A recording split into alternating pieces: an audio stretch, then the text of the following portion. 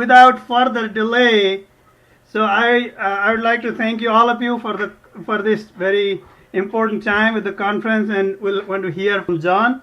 So before going that, I'd like to request our immediate past president, Dr. Nanda Remy, for brief introduction of John Sheppard for this. Dr. Regmi. Good afternoon, dear President, Honorary Member John Sheppard, Ellen Sheppard, Central Executive Body of BDA, BDA Advisors, life members and donors. Today, a very special day and time. I have been given a privilege to introduce an icon in whole blood donation, Guinness Book record holder in whole blood donation, Juris Dr. John Sheppard, and his partner in service, Ms. Ellen Sheppard. I am thankful to the BDA executive for this opportunity. As we discussed before, the main goal of this talk is to educate blood donors and the listeners the secrets of how blood donation helps donor for a quality life. John Sheppard, Johnny, is a old recorded icon in whole blood donation. He is close to 87 years old now, and he still is a regular donor. Johnny started donating blood at the age of 18 in honor of his friend who was seriously injured in Korean War, and kept it continued for 69 years. Johnny got married to Ellen in 64 years ago in June 6. Johnny received a bachelor's degree and a doctorate degree in law. His father and uncle were also law practitioners. He was in the private law practice for 37 years, retiring at age 60 because of the diagnosis. He served 2.5 years in the armed services of U.S. following college degree. He, with Ellen, have been recognized several times for their philanthropic effort. They consider sharing with others a simple sharing, just trying to pay back some of what life has given them. June 4, which they are continuing for their 65 years of marriage, soon coming.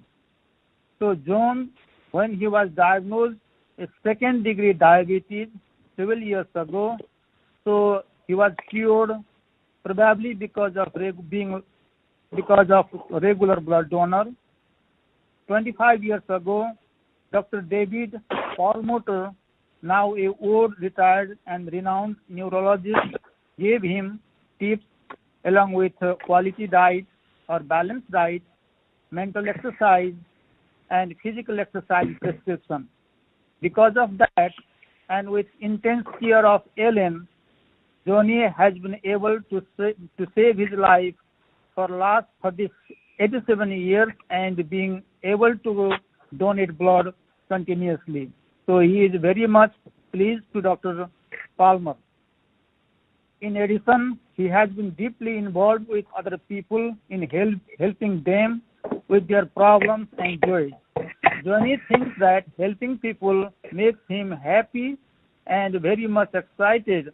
Because of that, he thinks he is being able to donate blood and having a quality life till now. His commitment to serving the community is facilitating, and continued blood donation is very much a part of his faith of life. Diet, regular exercise, staying in active, healthy, and active social life, and mental activities, and of course, the regular blood donation probably are the factors to make him a successful donor and a man with quality of life. So he feels that makes him happy and feeling good. Therefore, we are very much eager to listen from Johnny. Actually, he has gone ups and down in his private life because of the severe health conditions. So now we want to listen from Johnny what are the critical tips in human life so that one can stay longer, live quality life with being a blood donor so that he or she become able to help the people in need.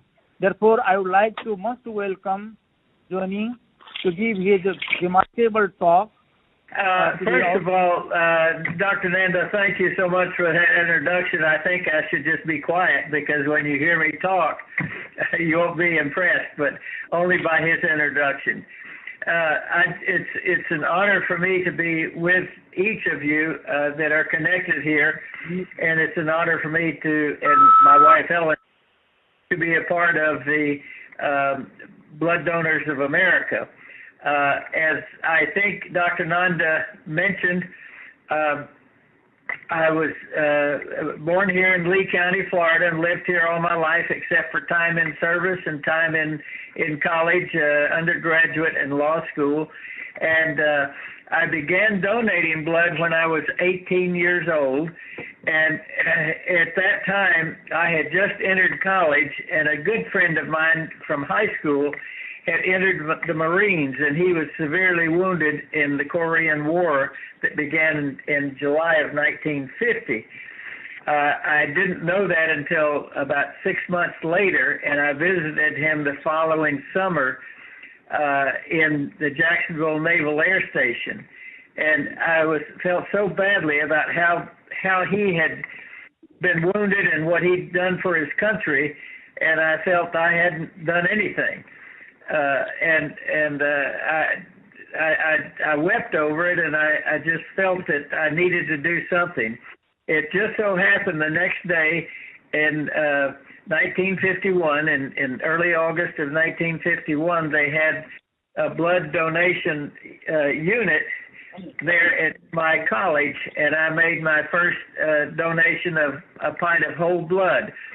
I'm not sure whether they even separated the blood or you could donate parts of the blood back in that time, but that's all that was available. And so that's what I did.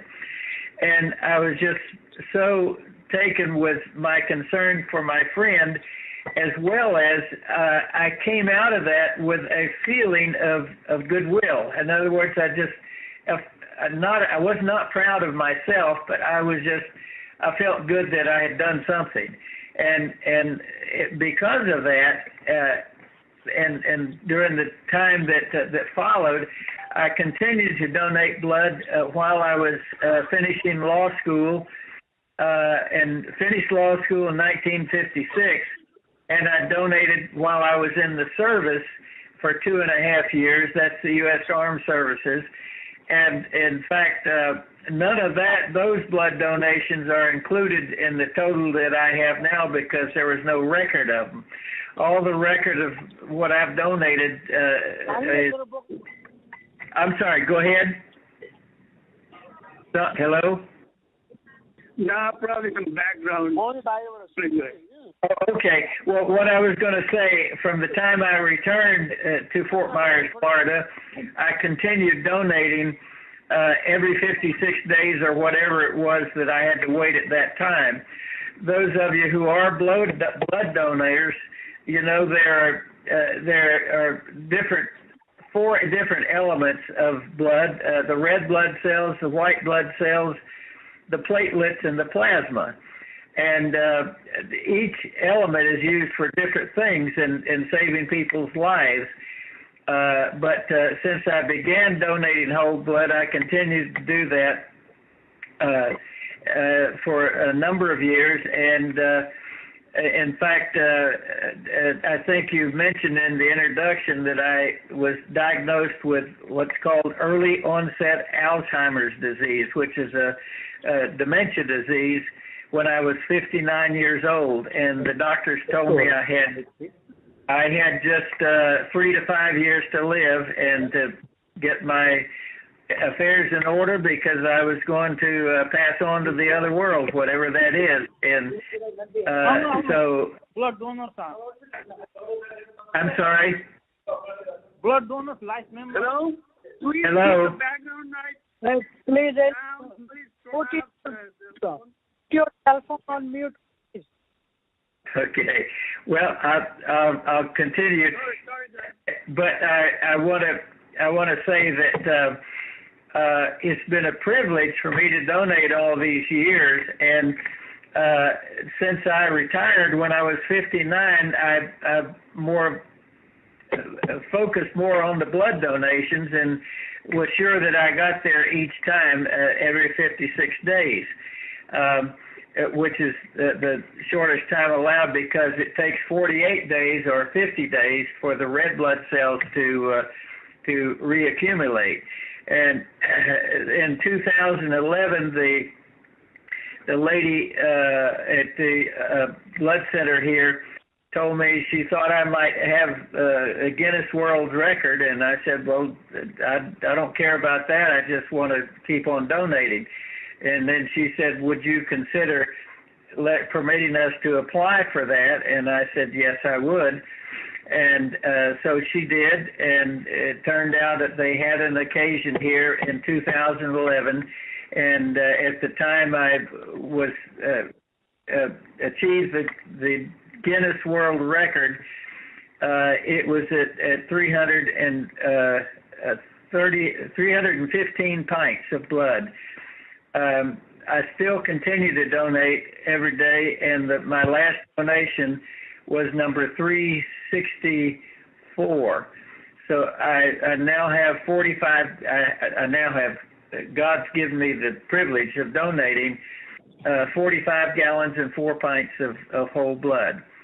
Having said that, I want to say that I feel like that I have been blessed in so many ways in donating the blood, and in fact, I attribute that plus the physical prescription that the doctor that I found back 25 years ago gave me at the time, and he said, very well, you may have early onset Alzheimer's, but I want you to start a plan of exercise every day.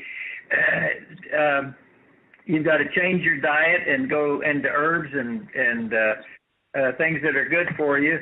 And also you need to keep your mind active. And he said, why don't you, since I've been an attorney or lawyer, words, he says, words are your tools, think about writing. So that's what I did. And in the process over the last probably 15 years, I've written 9 books.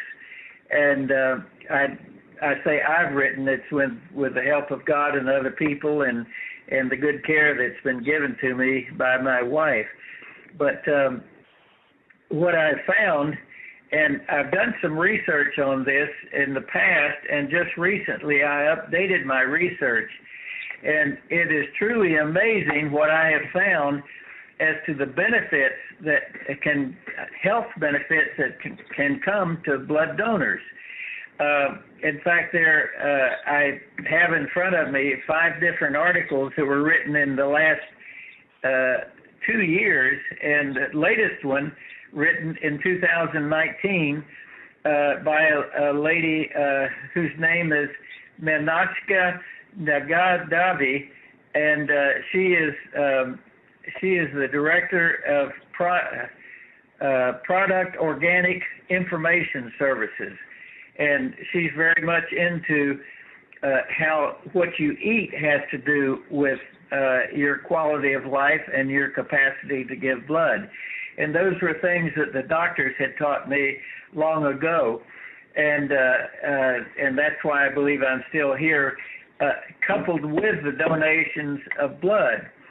So I attribute my extended life, which is now 27 years beyond what they had predicted I would live when I was 59 years old.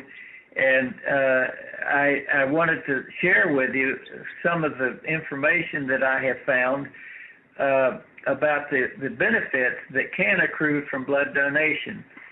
I want to tell you that the research that I have done, there is some negative information out, but that is only if a person who is donating blood has a certain reactions to it. And of course, if they have a bad reaction to it, then they should stop donating.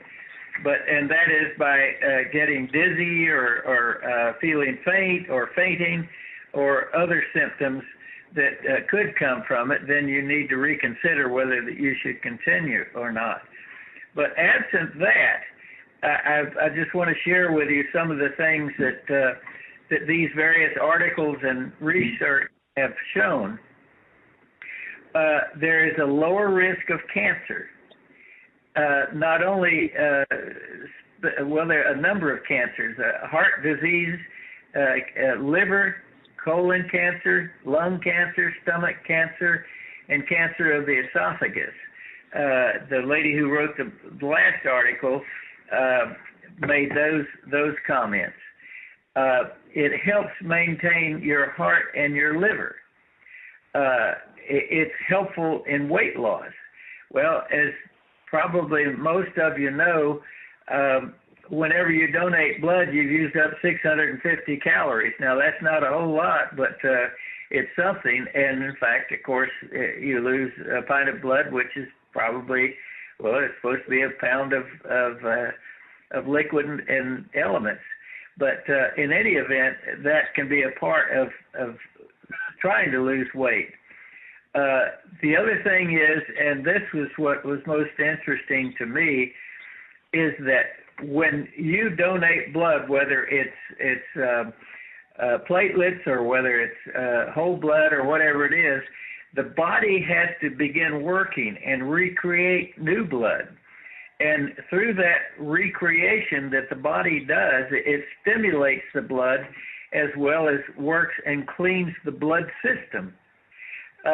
Another thing that is beneficial, which each of you discovered, they do a series of tests on you when you donate blood, and that they do tests for specific diseases, but also just general disease of, like of the heart or the pulse or that sort of thing. But it specifically tests for hepatitis B and C, HIV, West Nile virus,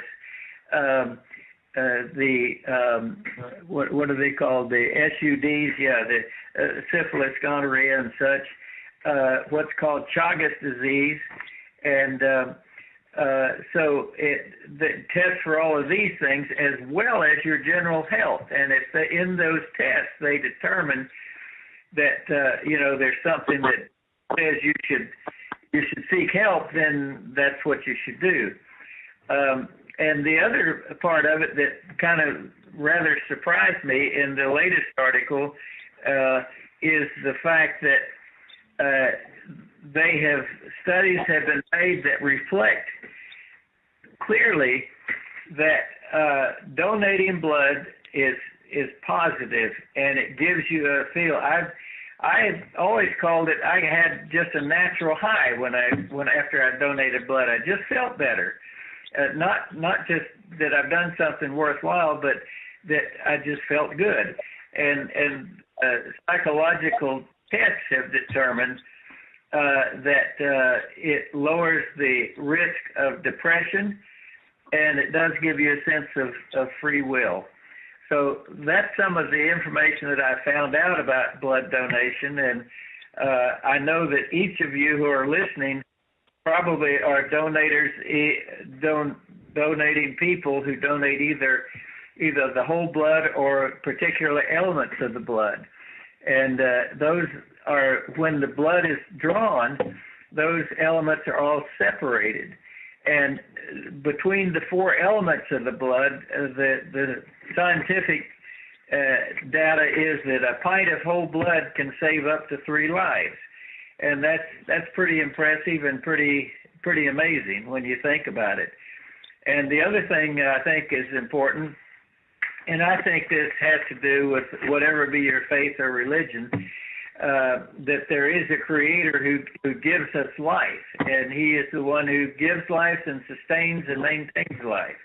And the blood that we have in our system cannot at this point, and I'm not sure it ever will, be able to be created chemically. And so the only way that a person who is in need of blood, whether it's for cancer. I have a dear friend who has been through over a year and a half of cancer. She's only 32 years old, and they said she didn't have much of a chance, but she's through the blood donations and through the various tests that they've done on her and the chemotherapy also, she has a new lease on life at this point.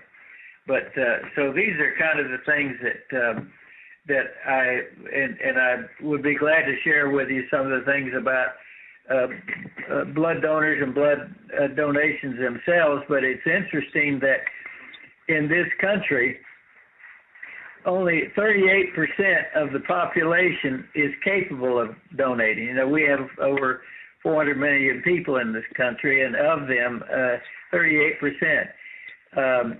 In 2017, the population of this country was said to be 327 million. But of those who are able to donate, is a very low percentage. So the fact that you and your organization not only donate blood but encourage others to donate could bring that up. And the science on it has said that if everyone who was in need of, or everyone who was capable of donating blood did in fact donate, there'd be no need for, there would be no blood crisis anytime, anywhere in the country. And so I want to specifically compliment Blood Donors of America for the essence of your organization, for the what your prime and principal job, or not job, but your calling is in this area, and that is to encourage people to donate. And each time you sponsor a blood drive somewhere, whether you realize it or not, some person somewhere is going to be either a new donor, or they're going to realize that donation is important, and maybe that person too will begin to donate. So I can't tell you how impressed I was to attend your convention a year ago, 2 years this May it will be now, at the enthusiasm and the interest and the commitment that your members have to bring blood to this country. And I've said, in fact, I wrote an opinion or article for the Southwest Florida newspaper shortly after I returned from the convention, talking about your organization and what an inspiration it is to me and should be to all Americans. And I only wish that all of the native-born Americans here were as committed as each of you are. And I think it's a credit to you, it's a credit to this country, and it's a credit to your background, your birth, and your history of family, and all of those things. And I will be glad to go in more detail with some of these articles and what the tests show, but I think I have covered the general areas that I wanted to cover, but I would be more than happy to answer any question that anybody has that I'm able to answer. And again, I'm no spring chicken, as the saying goes. I will be 87 years old if I make it to about 3 or 4 months from now.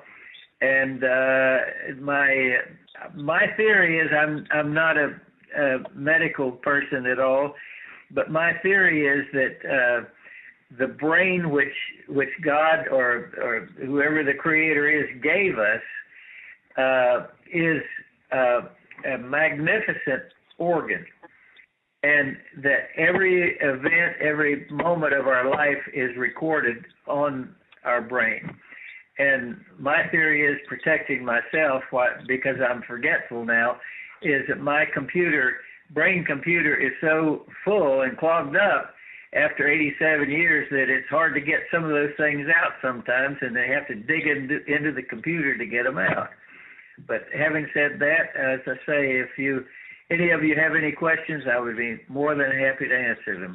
15 years ago now, I was diagnosed with prostate cancer, and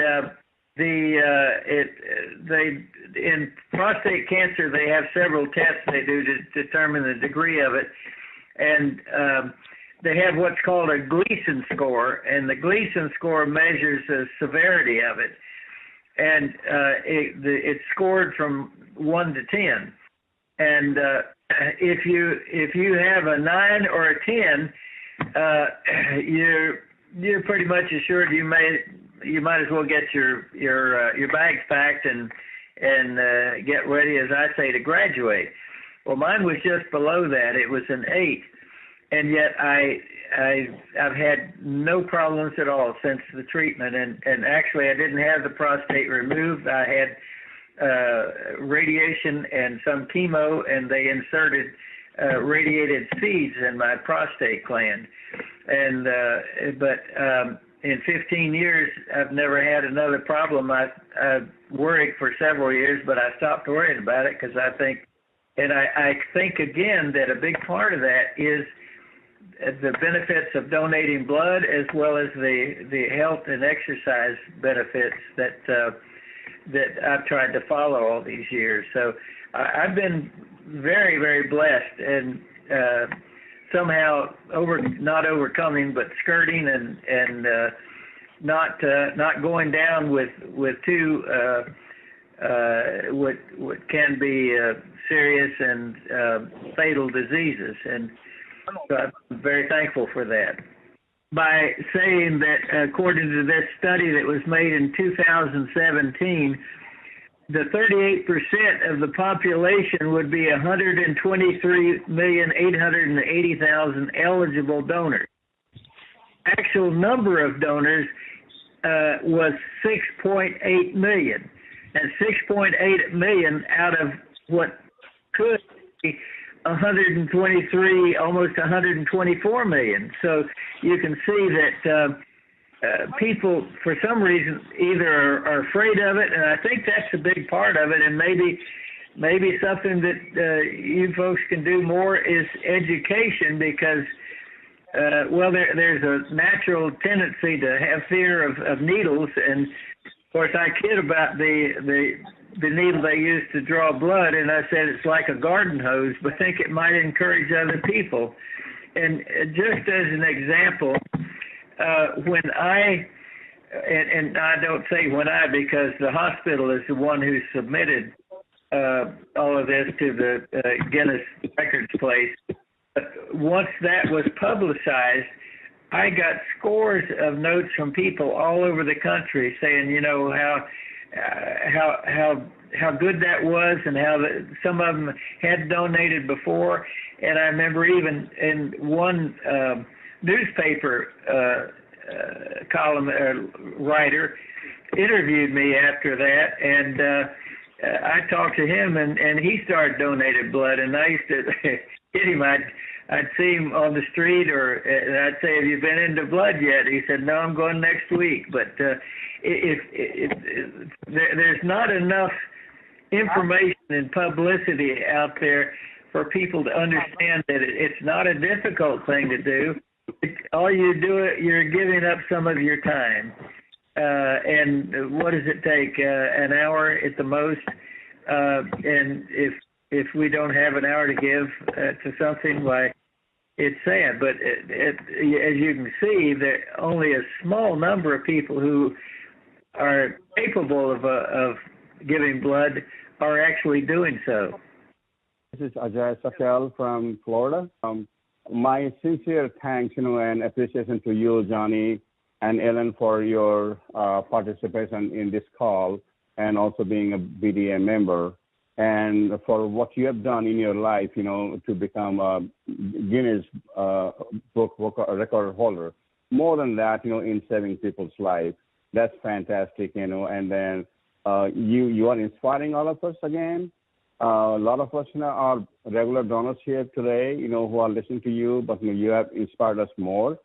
I think, from what I hear from other friends, who are participating today, looks like, BDA may need to have a different session on how to motivate others and educate others to become a blood donor. I think that every one of us can play a very vital role in that. I think, maybe a next conference should be geared towards that, because a lot of people ask about that all the time. How do you motivate people? John, yeah. And I'm sure, anything, you can throw light into that, it would be great, but I think, now, since we have abundance of, social media and newspapers and news coverage everywhere, I think, it is not a big problem, but I guess we just need to be a little bit more organized, in disseminating the news. But again, thank you, John, for your real nice talk today, and me and my wife, enjoyed meeting you guys in Portland. Thank you. But fantastic. My compliments to you again, and thank you so very much, for becoming a BDA member. And you are an icon to us, and you are a big inspirer. Anything that I have done, anything that I give, was just what's been given to me, and that is a part of our life plan, or should be, that we share what we have to give with others who need. And whether that's feeding the hungry, or whether it's donating blood, or whether it's helping children learn how to read and write and speak, and whatever it is, we all have a gift that we can give, and we just wish there were more people who had the capacity to donate would. But I think the biggest holdback for most people is they're afraid to go, and afraid of the process. And if somehow even on your BDA website you could put some material on there and somehow get it publicly put out, that how easy it is to donate, and what good you can do for yourself as well as others. Okay, thank you, Johnny. We will discuss. We will talk later on also. So people are so excited here that they want you here. But I know there are several factors. We will talk about this in later time. But today, my sincere appreciation, acknowledgement to you and Madam Ellen, who have shown a very big pathway in the life, how to live and how to serve people. This is an incredible way of living. And on the behalf of audience, as well as on the behalf of myself, so I would like to thank you so much. And I would like to stop my saying here, and would like to thank once again the President of Blood Donors of America and entire executive body for giving me this opportunity and privilege. Thank you so much. Thank you. It's my honor and privilege to be with each of you here today, and I hope to see you again. Namaste. My name is Visham Gauti, Executive Vice President of Blood Donors of America. Mr. Sheppard, our chief guest speaker of today's talk program. So far, this is the first talk program after our second convention, and it was very informative, and it was very encouraging and very enthusiastic. Thank you so much. Every effort you have given to us for the Blood Donors of America means a lot. We really appreciate your efforts. Thank you so much. And thank you, Mr. Dahal, and the whole executive body, our chief advisor, Dr. Nandaregni, for arranging this talk program, and the participants everywhere, from everywhere, for your time and your efforts, listening. I really thank to everyone, and I would like to close this program. Thank you so much.